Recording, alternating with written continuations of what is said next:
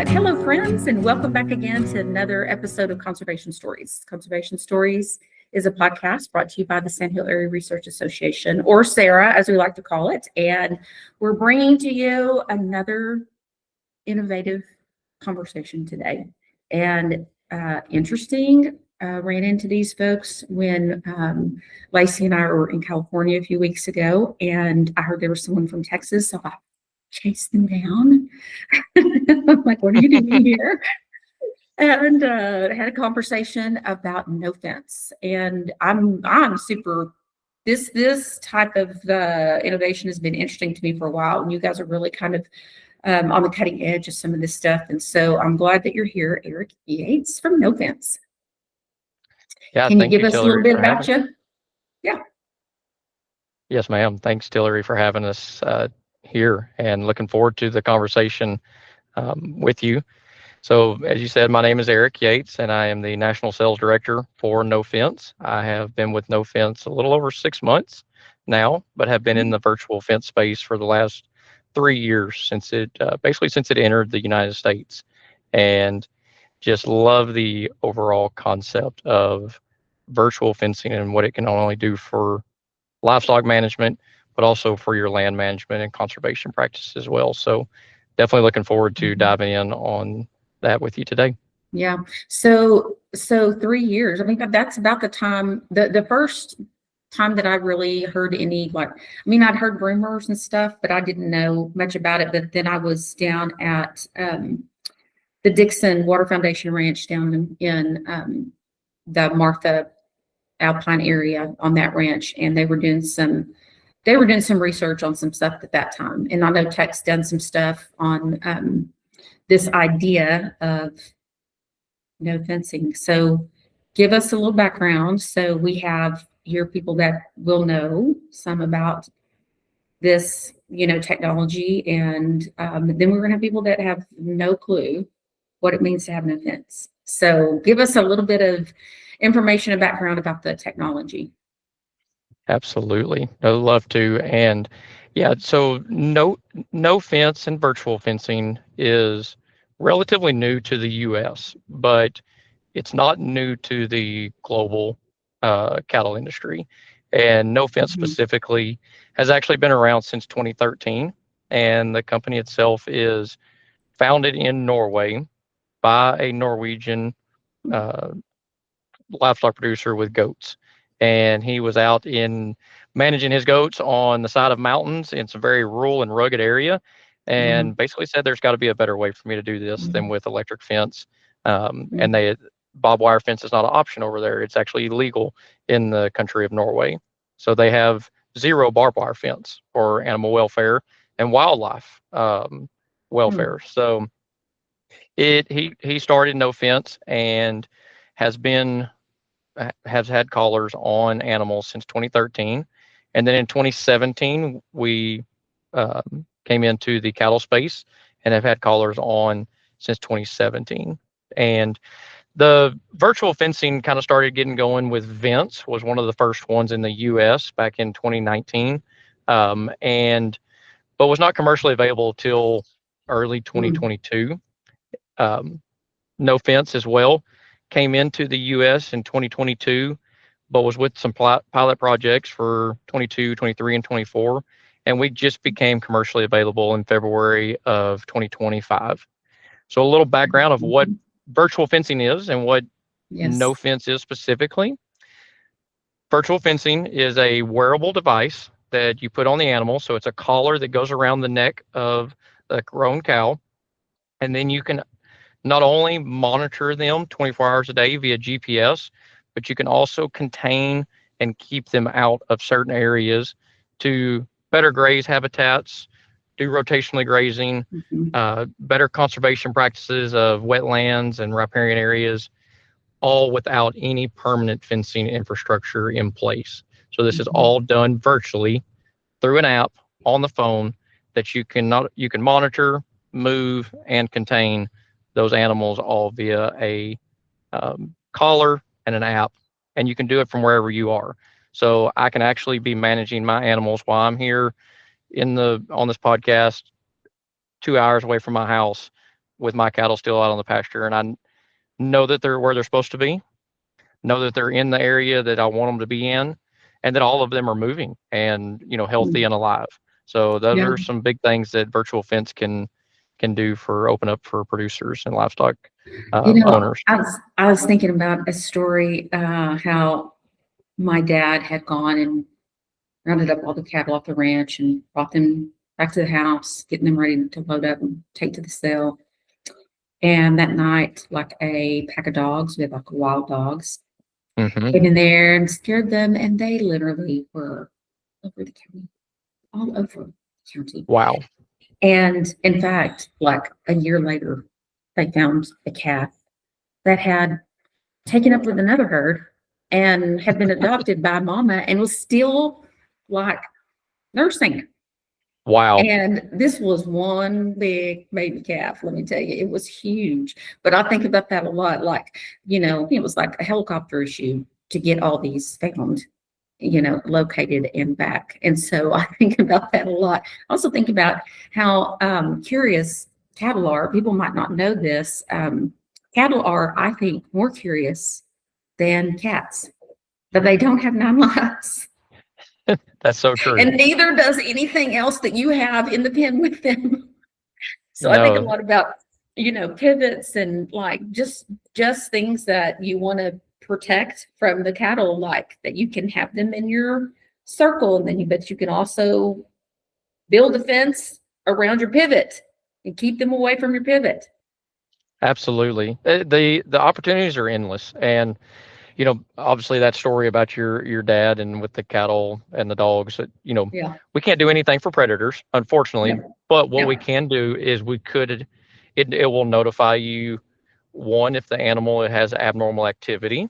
So that's one of the new features that we, just outlined. But also if they're pressing up against a virtual fence, the way the virtual fence works is when they try to press up against the boundary, they are getting a audio signal that is a warning as they approach that boundary, and it's an increasing audio signal, so it gets louder the closer they get to the boundary.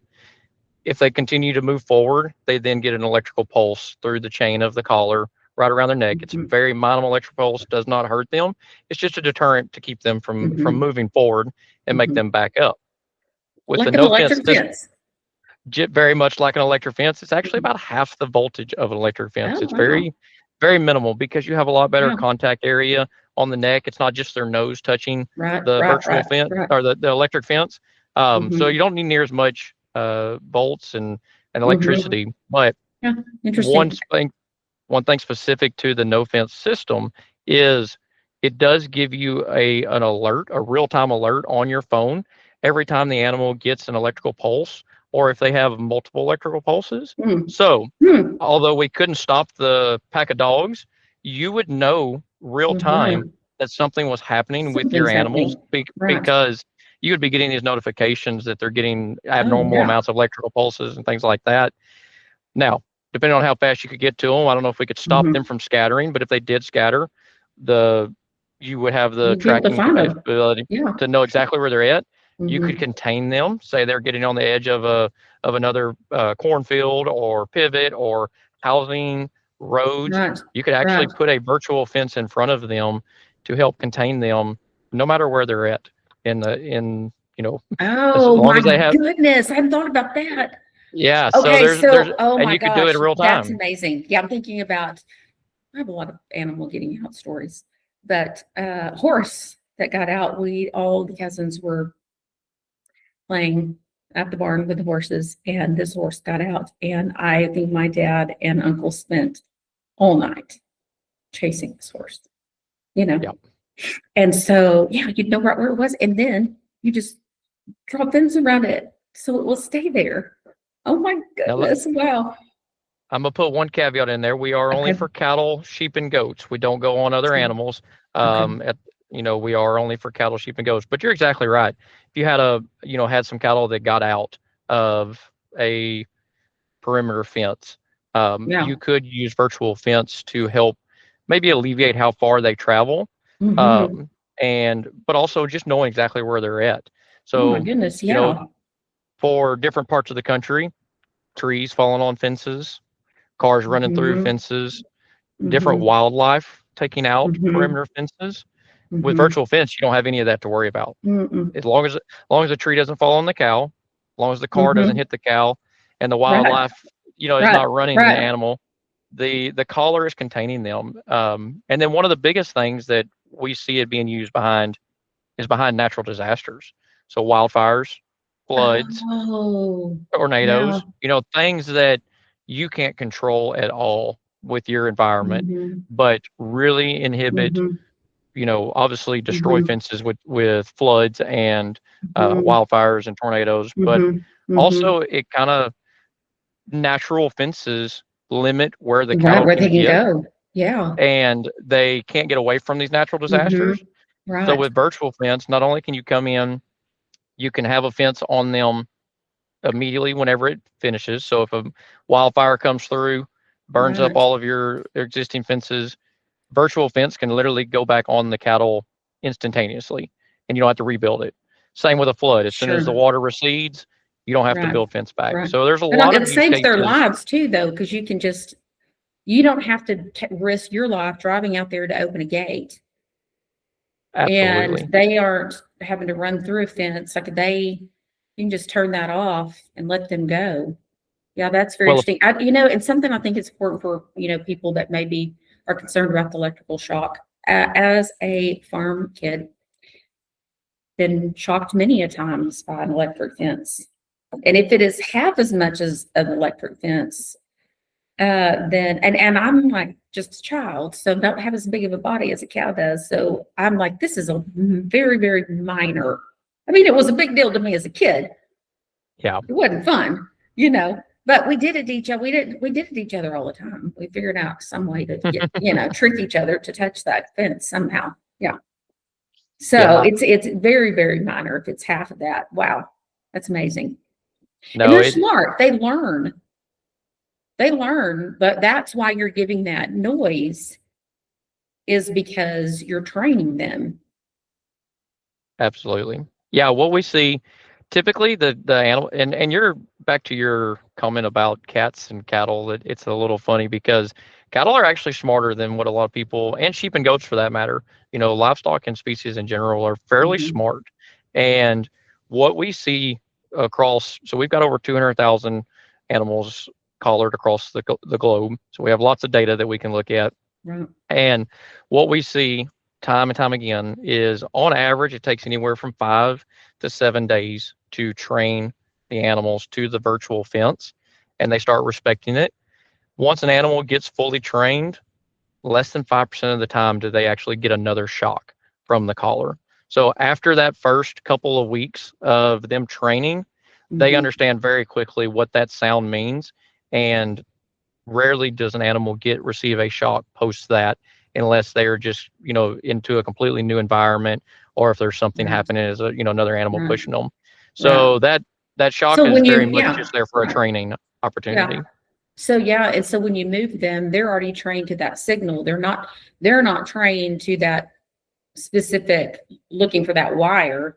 They're trained to that signal. So you can move them and that just goes with them, that You're knowledge. you're you're retraining the animal's brain to, instead of physically looking for something, Yes. because we've all been there where a fence Mhm. goes down or has a hole in it, Oh and it's yeah. like, how did y'all find this? Well, they're always looking, it's just like the Always. rest of us, and they Yes. find that hole and they go through it.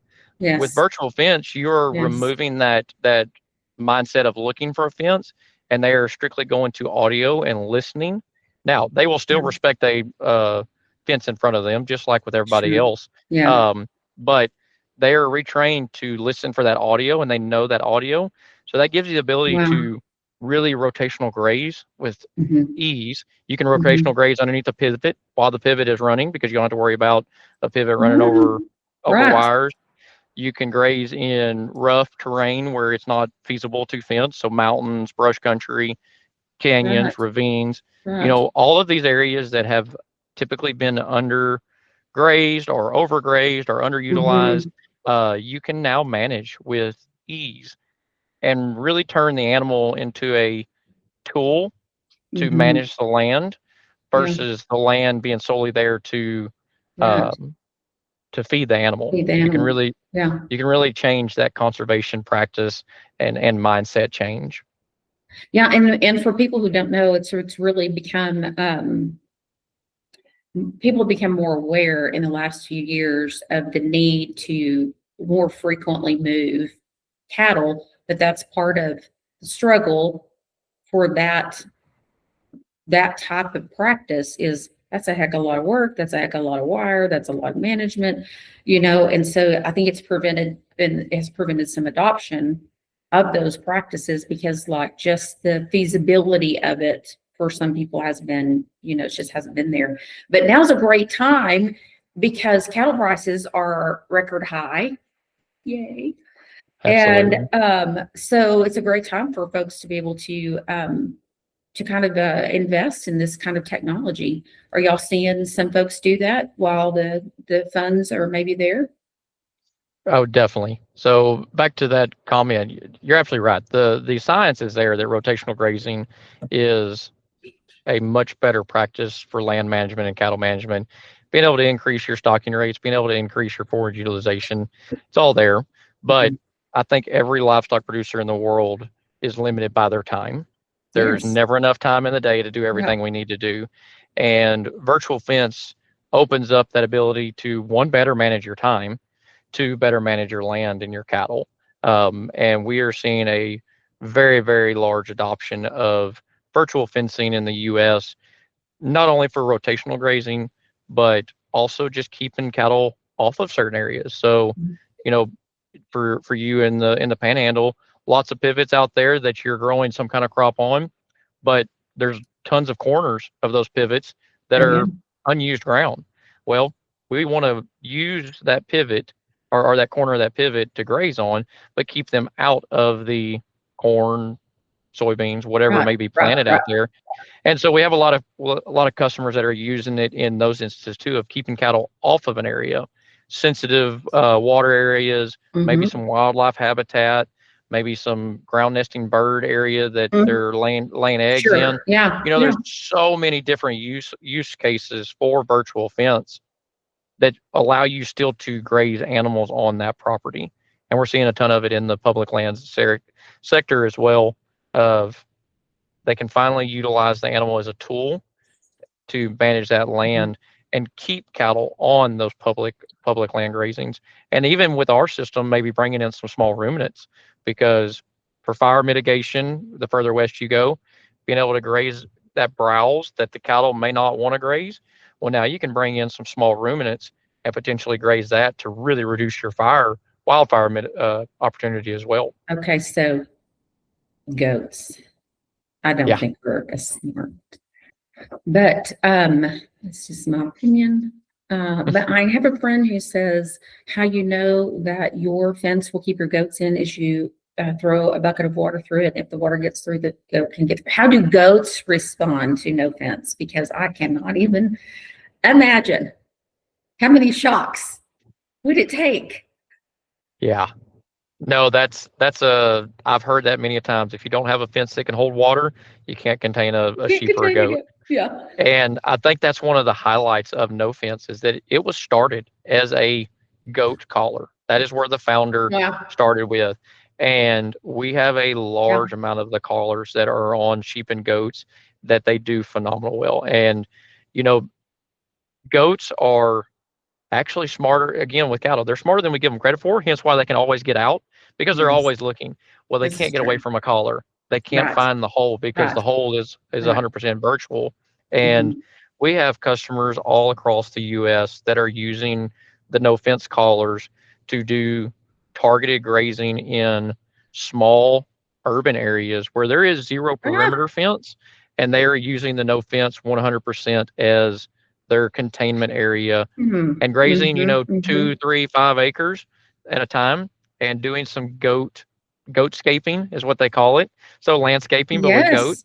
Yeah. Um, Yeah. and but then also we have we I'm gonna have try sheep. this in my front yard. There you go. Can we try this in my front yard? Because I have an oak tree and I've got all these little baby oaks that are coming up, and I keep telling Lacey, I need to come get your goats and put Yeah, them out there for a absolutely. couple of days. But I'm We like, can, would be a pain to like bring in a whole fence. But I'm like, especially, we've talked about Lacey and we've discussed with our organization and trying to do like a lawn conversion project. Like, how can we help people convert to natives? And so that's one of the things I've like wanted to do on my front yard is get some goats in there, eat it all down, and then put in some natives, and then you can even bring your goats back in to. I think they just have to be there for a few hours, even. I mean, like not long at all. That's a brilliant idea. It's a brilliant idea.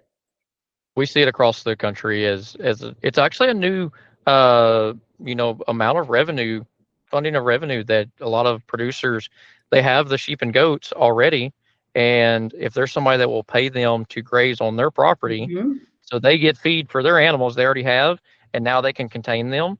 It's an excellent second source of revenue for the operation. And then also we have a ton of people using the collars in solar panel areas and grazing sheep underneath solar panels. And actually I've had some conversation with some people that are looking at grazing some cattle in solar farms. But they need some way to manage them and keep them off of batteries and other type of infrastructure, buildings, things like that that are inside these solar farms.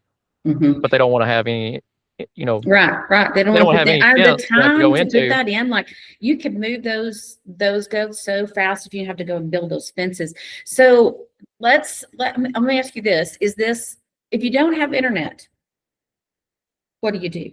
Because like some of these places that are remote may or may not have internet. And so is this like internet based, or is it just satellite based, or like, I mean, how is this all? What's the technology? What's the technology based on?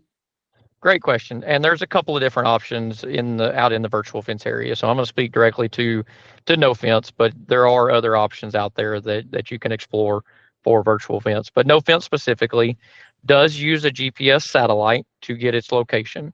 And that's how the caller knows where it's at and knows what it's supposed to be doing. For me and you, for the producer to communicate with the caller, we do require IoT cellular reception, so the Internet of Things cellular reception. And I specifically call out the IoT cellular because it's a lot lower bandwidth than our typical iPhones and smartphones. So typical iPhones, smartphones need 4G, 5G, LTE type service because we're basically have a computer in our pocket sending an immense amount of data over. The callers don't need anywhere close to that type of reception. How we best describe it for people like myself who don't know enough about cellular is it's in between the 2G and 3G bandwidth network. And so that allows us to operate in some pretty remote areas where your cell phone may not work, but the caller probably would still work. Now, there are some areas in the deep mountains, maybe some far western rangeland that there is zero reception from anything. And then in that point, the NoFence system probably would not be your choice. But I would say give us a shot to see if it works, because I have a specific customer in West Texas that when I go to his ranch, my phone stops working. And my wife knows that she won't get to me till I get back to the ranch house where there's Wi-Fi. But his callers work phenomenal and have no problem because they're operating on that different level of cellular than what my cell phone is looking for. Basically, we say if you can send a basic text message throughout the area, so like if there's a certain high area that you can go to and send a text message, you will have enough service for the NoFence system to work. To add on to that, if you have a specific area where the caller cannot get any cell phone reception, but you have preloaded a virtual fence, say you're crossing a big ravine or a canyon to a certain extent, we know there's not going to be any reception down there. But because the caller can still see the sky and still get a GPS location, the caller houses the instructions for the virtual fence. So if you don't want the cattle to cross that area and they do go into a completely dead zone of cellular reception, the virtual fence will still work. The animals will still respond. You won't get the message and you won't be able to change it. So it's kind of like one of those things where I know I don't want them ever to cross this. So I can put up a virtual fence there and no problem. So we can still operate even in those completely Okay. dead zones. So it Interesting. offers lots of flexibility in different Yeah. areas. Now, you do have to have some kind of reception on your phone to be able to manage the app. So, Mhm. you know, Sure. you would have to go Mhm. back to the ranch house or go to a high point Right. for you to Right. get if you wanted Mhm. to do it on the Yeah. app. Yeah. Um, but that's a good thing Yeah. about it is you don't have to be out there with the cattle to do what you want to do. So You can manage. I'm reminded of the cell phone that my husband carried that we affectionately called the brick. Yep. And he carried it while everybody else had flip phones or something else. And we literally would have kids go, is that a phone? And What is that? yeah, what is that? But he carried it because in the middle of nowhere, I would have no reception, but he always would. And it Because it was had a probably stationary in that, antenna. yes, it was, yes, that's exactly right. And it was in that, probably that same 2 to 3G time. And so that makes sense to me. Yeah. Yes, ma'am. Yeah, the no fence system can, I mean, it can operate in some pretty remote, rugged areas, and can, you know, obviously if you have to have cell phone service to manage the app, but if you Right. don't want, when you're going out to gather cattle on a large area, you can know exactly where those animals are at, and we've seen Mhm. reduced gathering times, increased gathering efficiency. Sure. Not missing those one or two animals off of really large scale areas. But then the really cool thing about no fence is it can also go down into a half an acre management size. So Mhm. we could Mhm. manage your goats Mhm. in your front yard Mhm. if you wanted Mhm. to, and then Mhm. also manage 10,000 acres with, a couple You know, hundred head of cattle on there. the other thing I'm wondering about, because I've read some reports about cattle rustling. People are stealing cattle now because they're so valuable. And it seems like, man, if those collars, they have take that collar off and you're going to be notified somebody that the collar's off. Ab- And if it's coming off of a cow, you got to know you got a problem. You'll get a real-time notification on the app if the collar stops moving. Now it does take 2 hours of the collar to not move at all, and Mhm. you will get a Okay. notification, a push notification in your um, Yeah. phone that Mhm. that animal has not moved. So one, it's either means the collar has fallen off, which rarely happens, but it can happen because you're Mhm. just like an ear tag. You're putting something on an animal in the Mhm. wild. Mhm. Things Mhm. can happen. Potentially the animal's dead, predation, or just Right. simply died of natural causes. Mhm. You will get a notification that the collar has not moved at all, and you'll have a GPS to go directly to that within a 10-foot accuracy. Mhm. So I mean, you can physically go right to that animal. Man, I'm Now, thinking you guys need like one of those dye packs that has a key. So and so that when it comes off, if they try to cut it off, that pack goes poof, and then that cow's covered in paint or whatever. And then yeah, if they try to take it to sell. oh Smart. well, so in the cattle wrestling, I've had this conversation actually with a Texas Ranger or not Texas Ranger, Texas cattle racers, um, Okay. law enforcement, and most of the time when people go to steal cattle, they have to push them somewhere to Mhm. gather them up. With virtual fence, they don't Mm. know where that fence line is. So, Right. and I've done this Right. before where you forget to turn off the virtual fence and you start trying to push the cattle. Well, obviously, when they hit that virtual fence, start getting that beep, they're going to respond to it, and they're not going to respond in a Just pleasant like a way, predator. just like a Just like predator. predator. Mm-hmm. So Okay. and then Yeah. also you will actually get a real-time notification that, hey, you have a lot of your animals that are getting a high pulse alert. There's something going on with your animal. Go to them right then. I mean, there's Okay. a lot of different Right. things that no fence system can help Wow. with potentially in that cattle wrestling. That's so interesting. Okay, so are you tracking other data? We're tracking movement of the animal. So they're not only their movement relative to themselves, but also movement relative to the herd.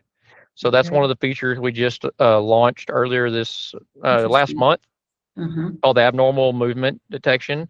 So if a cow's sick, lame, hurt Mm-hmm. leg, you know, type Mm-hmm. of event, that she's moving differently than she has been moving the last couple of days, but she's also moving differently than the rest of the The herd rest of the herd. Mm-hmm. is doing. So, and we'll send you another real-time alert that, hey, this animal is acting different. We're not going to tell you what's going on because there's a multitude of things that could be happening, but we're just going to notify you that this animal is acting different. You should go put eyes on her, send a cowboy, get out there and take a look at her. At the current moment, that's all we're tracking is just that activity. But there are a lot of other things in the pipeline that we can do with on top of that. Tracking of the animal I would 24 hours a expect day. that that's going to come about before too long, because I feel like with tags and with chips and all kinds of stuff that you'll be able to do a lot of health tracking data and things like that, whether that cow, if that cow is ready to have calf, or, if they're open, or, I think that there seems like to me there'd be a lot of health things you can track. There's a lot of things that we can do. It's kind of like a wearable for a human. You start off by just telling the time because you have a watch, but now look where they've been. They're able to predict heart attacks, high blood pressure, different things like that. And it all just kind of takes time, but also takes the data to go into it. Needing the animal wearing the collar, and virtual fence is what's going to get you there. And virtual fence is absolutely the main tool of it. But there are a lot of other things that we can potentially do down the line, because we're tracking them 24 hours a day, 7 days a week, 365 days a year. That's 90% more than an average producer will ever see their animal. And there's a lot of things that we see it all the time. Whenever a customer gets a no-fence system on their cattle, they're like, "Oh, I didn't even know that my cows went there." Or, "Man, it's very intriguing how often those cattle do go to this specific location and graze." And they are able to see things that they normally didn't. And it's an eye-opening moment.